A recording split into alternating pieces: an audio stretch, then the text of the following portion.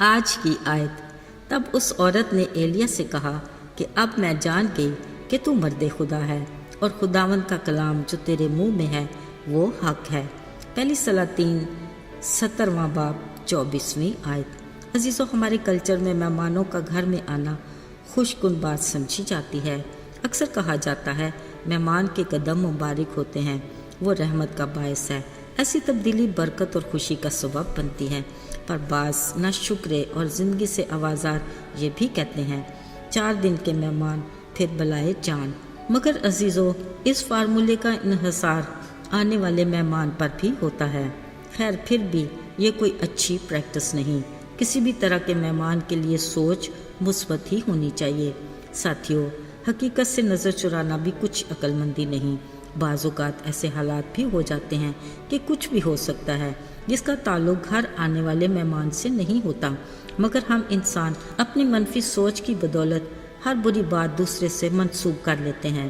عزیزو، یاد ہوگا اسرائیل کے احیا بادشاہ کے دور حکومت میں اس کے بدی کرنے اور بالیم کی پیروی کے سبب سے خدا نے اسے سزا دی اور 3.5 برس تک سخت کال کا عذاب نازل کیا۔ اس دوران خدا نے اپنے وعدے کے مطابق اپنے بندے ایلیا کو ایک دن بھی بھوکا پیاسا نہیں رکھا۔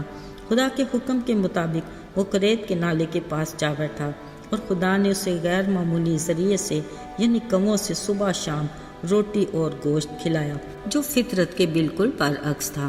عزیزو، پھر اسی سخت کال میں خدا نے ایلیا نبی کے لیے ایک بیوہ میزبان کا انتظام کیا اور اسے اپنے روح کی تحریک سے ایلیا کی پرورش کا کہا۔ اگرچہ اس بیوہ کے گھر مٹھی بھر آٹا ایک مٹکے میں اور تھوڑا سا تیل ایک کپی میں تھا، مگر جب خدا کا بندہ اس کا مہمان بنا تو کلام مقدس میں یوں تحریر ہے کہ نہ صرف ایلیا بلکہ وہ بیوہ عورت اور اس کا بیٹا اور اس بیوہ عورت کا کنبہ بہت دنوں تک کھاتے رہے۔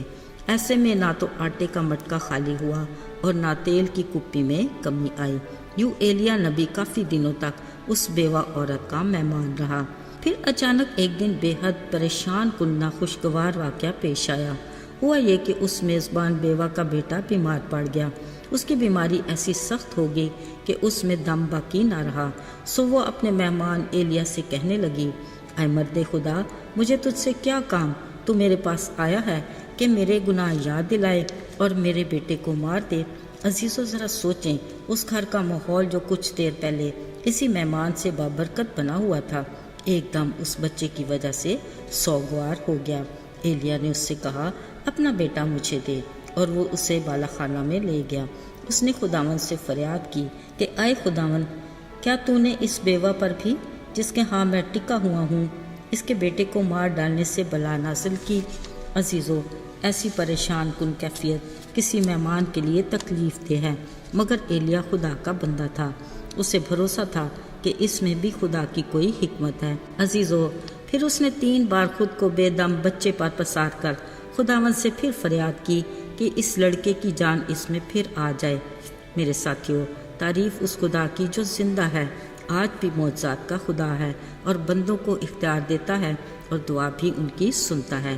خوشی کی بات یہ کہ خدا نے اپنے بندے کی فریاد سنی اور لڑکے کی جان اس میں پھر آ گئی اور وہ جی اٹھا۔